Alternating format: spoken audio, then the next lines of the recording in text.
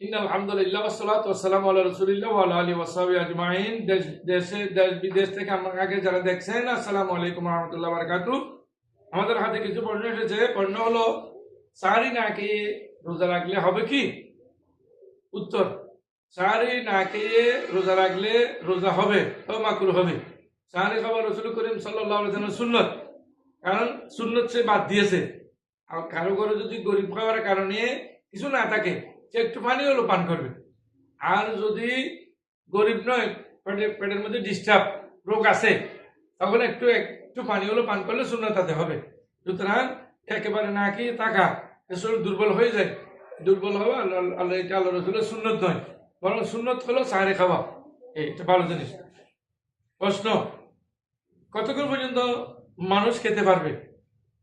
হ্যাঁ, আমাদের দেশে উত্তর: আমাদের দেশে এখন প্রচুর পরিমাণ ক্যালেন্ডার বের হয়েছে।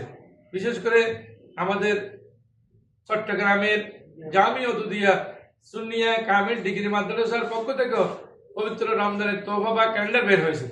আপনার টাইম দেখে সাহারি শেষ করবেন। আর যদি কেউ একদম টাইম আপনি মেনটেন করতে না পারেন, তখন কি করবেন? তখন আপনার আজান যখন দেয় তখন বন্ধ করে দিবেন।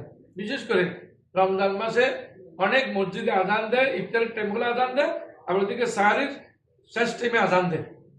সুতরাং এটার দিয়েও ক্যালেন্ডার দেখে শুরু করা, ক্যালেন্ডার দিয়ে শেষ করা, এটা হলো উত্তম। আলহামদুলিল্লাহ।